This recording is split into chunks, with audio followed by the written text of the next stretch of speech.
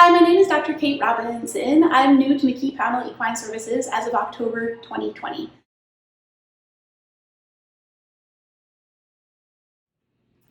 Prior to coming to McKee-Pownall, I was an assistant professor for 7 years at the University of Saskatchewan's Western College of Veterinary Medicine. The main part of my duties there was in the equine ambulatory practice, their field service portion of the practice there, where I had a truck and I was out on the road doing farm calls pretty much daily all year long. I would have students in 4th year with me, and so was typically teaching all day, every day. In addition, I taught in the classroom and labs in the first 3 years of the veterinary curriculum as well. Prior to becoming an assistant professor at the Western College of Veterinary Medicine, I completed a 3-year residency where I was specializing my training in equine practice and at the same time working towards my board certification as a specialist in equine practice under the American Board of Veterinary Practitioners. I wrote the exam and obtained my board certification or diplomat status in 2014 and will be working towards my recertification in 2025.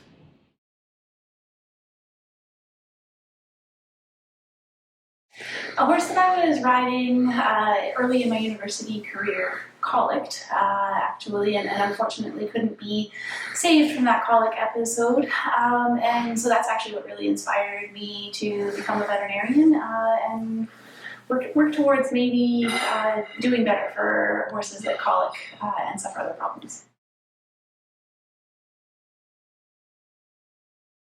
I think my stethoscope, in part because I've been on some pretty intense adventures with it, including my time up north in Saskatchewan on the Canadian Challenge sled dog race, crawling through the straw at -40, examining dogs. My stethoscope is really the only advanced tool that I had at times, and it's also just something that I use on practically every patient that I see.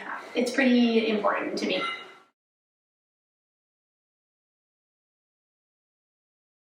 I am a graduate of St. George's University School of Veterinary Medicine in Grenada, West Indies.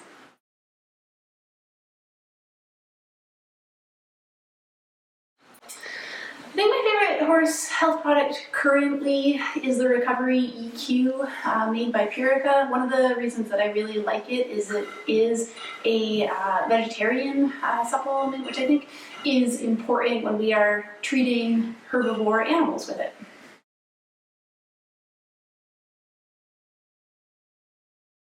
Yes, I have 2 dogs, Emma and Sully, a cat, Rascal, who lives up to his name, and a coming 3-year-old warm blood paint filly named Fern.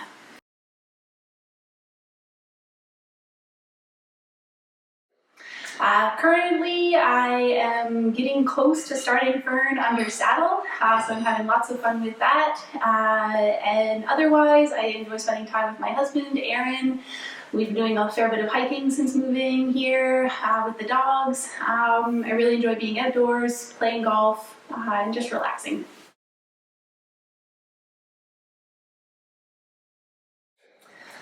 I think my greatest experience being a veterinarian, it's a bit of a story. But I was called out on emergency on a Saturday in October by a gentleman who had been driving a load of horses from Kentucky to Alberta. And he had a horse that was pretty sick on the trailer. He had stopped on the side of the highway at a gas station and asked if I would come and examine the horse on the trailer on the side of the highway. So it was a little bit of a rough situation, and of course the horse was on the very front of the load and we literally had to crawl under other horses to get to him.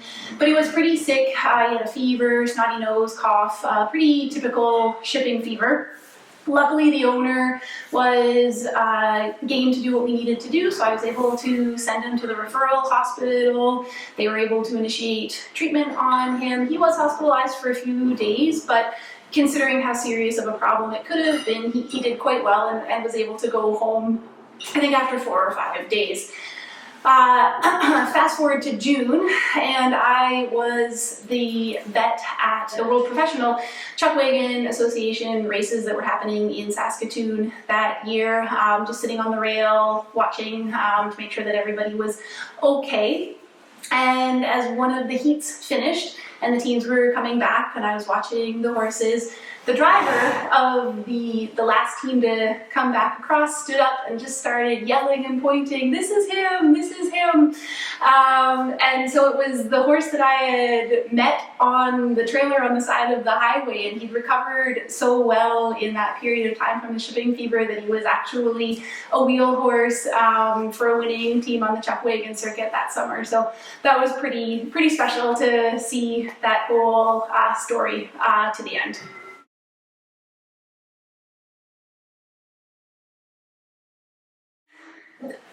There's a bit of an asterisk, I guess, to this answer because I may be able to buy it with money. I'm just not 100% sure. I would love to be able to retire in the apartment that I lived in when I was living in Grenada. It was this magical one-bedroom apartment in the basement of a house that faced Prickly Bay in Grenada, near the southern point.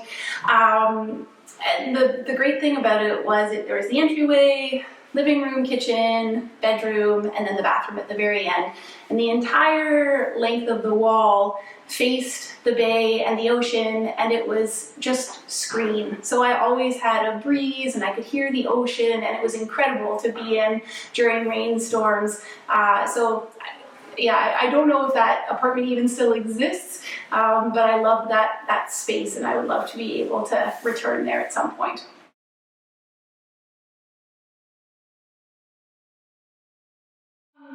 When I was a student at St. George's, there was a small group of us that were able to be involved in sort of extracurricular activities with the teaching horse herd. And there was one horse, Star, that unfortunately suffered from laminitis, and she was sore a fair bit of the time, unfortunately. But one of the things that we were able to do with them was occasionally walk them down to the beach and go swimming. And one time I had the honor of taking Star, and it was just incredible. The closer that we got to the beach, she kept speeding up, and then essentially drug me out into the water until she was deep enough that she could float. And just to feel the calm and even the sense of joy that she had in being able to relieve her feet in that way was pretty special. And while it was unfortunate that she was suffering, I felt pretty honored to be able to be a part of that moment with her.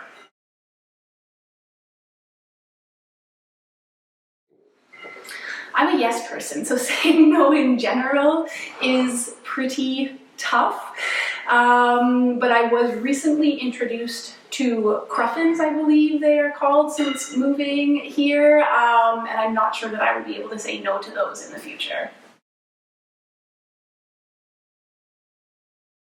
I had a client in Saskatoon that became quite good friends with myself and my husband, actually.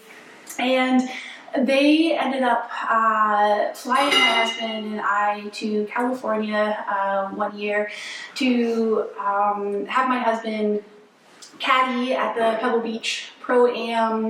We got to spend the week there at the golf tournament. It was a very special and very kind gesture, and a memory that we'll never forget.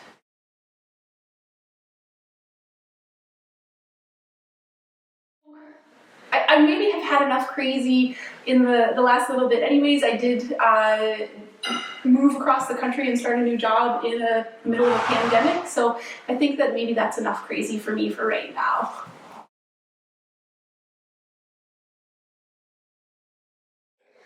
I don't know that I'm great, but I was a pretty competitive golfer in my younger days. I attended my undergraduate school on a golf scholarship, and I still do play competitively. In particular, my husband and I have won the Saskatchewan Mixed Team Championship twice in the time that we lived there.